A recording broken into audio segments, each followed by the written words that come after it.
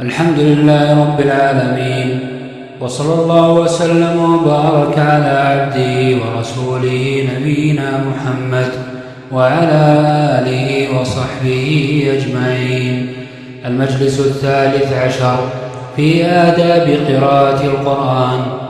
إن هذا القرآن الذي بين أيديكم هو كلام رب العالمين وإله الأولين والآخرين، هو حبله المتين وصراطه المستقيم، هو الذكر المبارك والنور المبين. تكلم الله تعالى به حقيقة على الوصف الذي يليق بجلاله وعظمته، فنزل به على قلب محمد صلى الله عليه وسلم ليكون من المنذرين بلسان عربي مبين. وصفه الله تعالى بأوصاف عظيمة لتعظموه وتحترموه، فقال تعالى: شهر رمضان الذي أنزل فيه القرآن هدى للناس وبينات من الهدى والفرقان. وقال سبحانه: ذلك نتلوه عليك من الآيات والذكر الحكيم.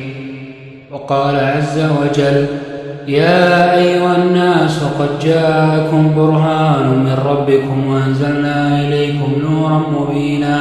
وقال تعالى: قد جاءكم من الله نور وكتاب مبين يهدي به الله من اتبع رضوانه سبل السلام. وقال تعالى: وما كان هذا القرآن أن يفترى من دون الله ولكن تصديق الذي بين يديه وتفصيل الكتاب لا ريب فيه من رب العالمين. وقال سبحانه: يا أيها الناس قد جاءتكم موعظة من ربكم وشفاء لما في الصدور وهدى ورحمة للمؤمنين.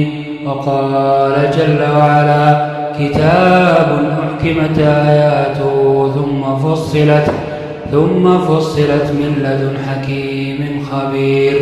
وقال سبحانه: فلا أقسم بمواقع النجوم وإنه لقسم لو تعلمون عظيم، إنه لقرآن كريم في كتاب مكنون لا يمسه إلا المطهرون، تنزيل من رب العالمين. وقال جل وعلا: لو أنزلنا هذا القرآن على جبل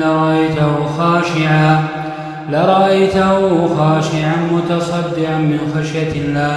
فهذه الأوصاف العظيمة الكثيرة التي نقلناها وغيرها مما لم ننقله تدل كلها على عظمة هذا القرآن ووجوب تعظيمه والتأدب عند تلاوته والبعد حال قراءته عن الهز واللعب. فمن آداب التلاوة إخلاص النية لله تعالى فيها، لأن تلاوة القرآن من العبادات الجليلة. قال عليه الصلاة والسلام: اقرأوا القرآن وابتغوا به وجه الله عز وجل من قبل أن يأتي قوم يقيمونه إقامة القدح يتعجلونه ولا يتأجلونه. رواه أحمد. ومعنى يتعجلونه يطلبون به أجر الدنيا. ومن آداب تلاوة القرآن أن يقرأ بقلب حاضر يتدبر ما يقرأ ويتفهم معانيه ويخشع عند ذلك قلبه ويستحضر بأن الله يخاطبه في هذا القرآن، لأن القرآن كلام الله عز وجل.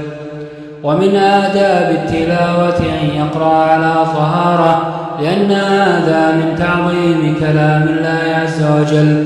ولا يقرأ القرآن وهو جنب حتى يغتسل إن قدر على الماء أو يتيمم إن كان عاجزا عن استعمال الماء لمرض أو عدم.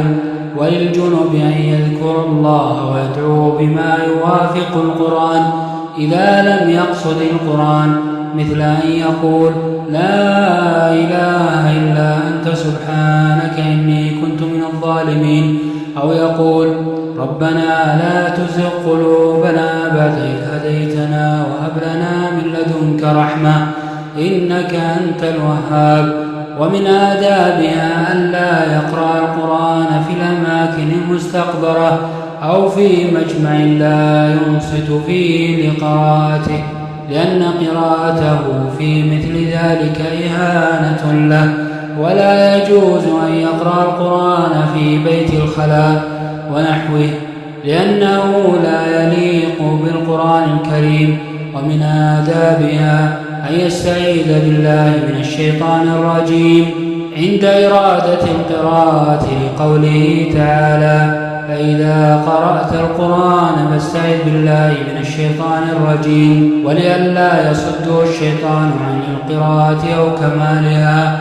وأما البسملة فإن كان ابتداء قراءته من أثناء السورة فلا يبسمل، وإن كان من أول السورة فليبسمل، إلا في سورة التوبة فإنه ليس في أولها بسملة.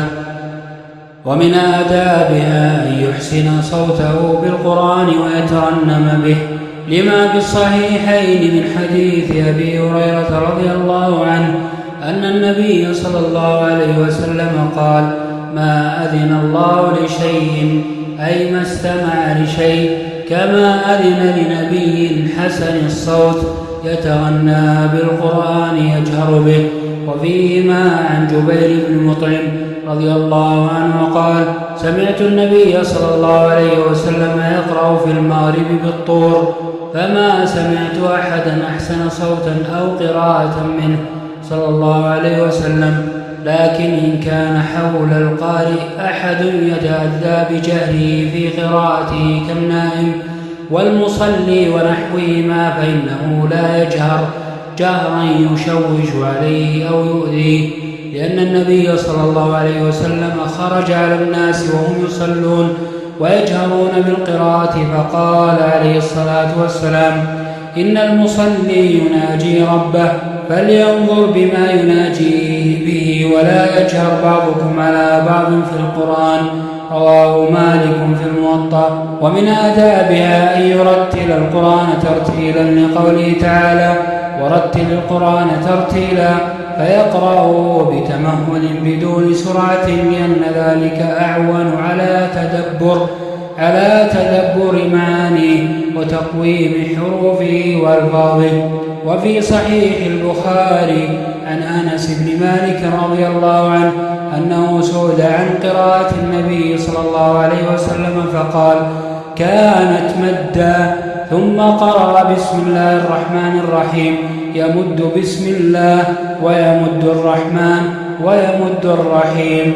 وسئلت أم سلمة رضي الله عنها عن قراءة النبي صلى الله عليه وسلم فقالت: كان يقطع قراءته آية بسم الله الرحمن الرحيم، الحمد لله رب العالمين، الرحمن الرحيم، مالك يوم الدين. رواه أحمد وأبو داود والترمذي. وقال ابن مسعود رضي الله عنه: لا تنذروا نثر الرمل ولا تؤذوا هذ الشعر، قفوا عند عجائبه وحركوا به القلوب، ولا يكن هم أحدكم آخر الصورة، ولا بأس بالسرعة التي ليس فيها إخلال باللفظ بإسقاط بعض الحروف أو إدغام ما لا يصح إدغامه، فإن كان فيها إخلال باللفظ فهي حرام لأنها تغيير للقرآن. ومن آداب تلاوة القرآن أن يسجد إذا مر بآية سجدة وهو على وضوء في أي وقت كان من ليل أو نهار، فيكبر للسجود ويقول: سبحان ربي الأعلى، ويدعو، ثم يرفع من السجود بدون تكبير ولا سلام، لأنه لم يرد عن النبي صلى الله عليه وسلم إلا أن يكون السجود في أثناء الصلاة، فإنه يكبر إذا سجد وإذا قام. هذه بعض آداب القراءة، فتأدبوا بها واحرصوا عليها وابتغوا بها من فضل الله. اللهم اجعلنا من المعظمين لحرماتك الفائزين بهباتك الوارثين لجناتك، واغفر لنا ولوالدينا ولجميع المسلمين برحمتك يا أرحم الراحمين. وصلى الله وسلم على نبينا محمد وعلى آله وصحبه أجمعين.